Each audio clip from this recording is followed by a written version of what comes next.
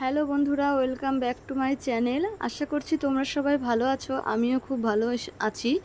চলে এসেছি সম্পূর্ণ একটা নতুন ভিডিও নিয়ে। জীবনে প্রথমবার বানাবো বিরিয়ানি, তার জন্য বিরিয়ানি বানাতে বসে পড়েছি। আর তোমাদের সাথে একটা কথা শেয়ার করি, আমরা আজকে বানাবো ডিম বিরিয়ানি, কারণ আমার মায়ের খুব খেতে ইচ্ছা করেছে বিরিয়ানি, তার জন্য আমরা বাড়িতে রান্না করছি। আমার মা মাংস খায় না, তার জন্য আমরা ডিম বিরিয়ানি বানাচ্ছি, এটাই আমরা সবাই খাবো। আর আমাদের জন্য আলাদা করে চিকেন কষা করব। তো আমার মায়ের খুব শরীর খারাপ, ওই জন্য হালকা তেল মশলা দিয়ে রান্না করব, বেশি তেল মশলা দেব না।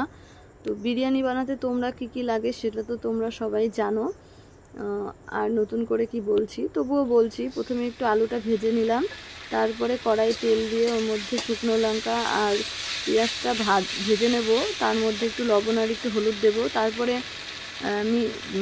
বেটে রাখা আদা, জিরে, রসুন, পেঁয়াজ সব দিয়ে সামান্য একটু লবণ দিয়ে স্বাদ মতো লবণ দিয়ে মশলাটাকে কষিয়ে নিয়ে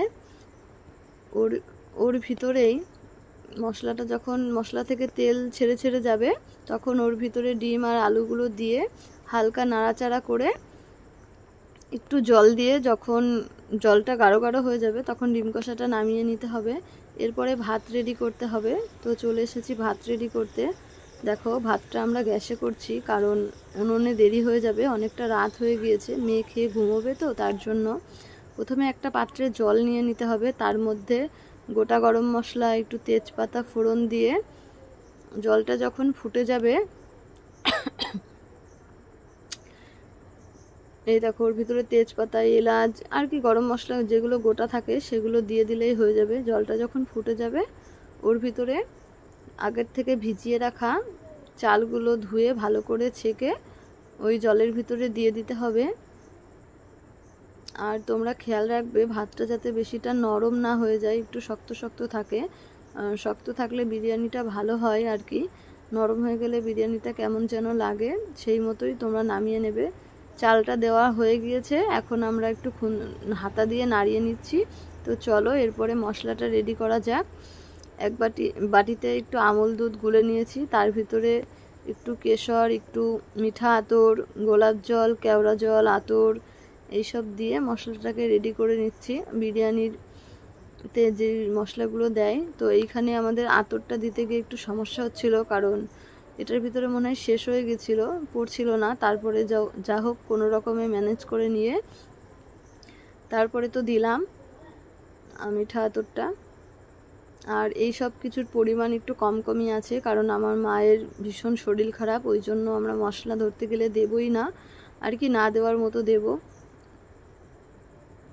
অল্প অল্প দিচ্ছি সব মশলাগুলো।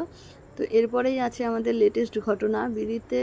বিরিয়ানিতে দম দেওয়ার জন্য মানুষে আটা ব্যবহার করে, আর আমরা একটা লেটেস্ট জিনিস ব্যবহার করেছি, সেটাই তোমাদের সাথে শেয়ার করব। ভিডিওটা স্কিপ না করে সম্পূর্ণ দেখো যে আমরা বিরিয়ানি দম দিচ্ছি কিভাবে। এই যে মশলাটা রেডি হয়ে গিয়েছে, এরপরে আমরা একটা 3টে লেয়ার বানিয়ে নেব। প্রথমে একটু রাইস দিয়ে নিয়েছি, তারপরে মাঝখানে ডিম কষাগুলো দেব আর কি, যেভাবে করতে হয় সেভাবেই করলাম। এই যে আমাদের বিরিয়ানির দম দেওয়ার মোমেন্টটা তোমাদের সাথে শেয়ার করছি। আমরা লেট হয়ে গিয়েছে বলে তাড়াতাড়ি করার জন্য আমরা আটা কিছু মাখিনি, আমরা হেমল দিস্তা বসিয়ে দিয়েছি, এটাই দিয়েই আমরা আজকে দম দিলাম।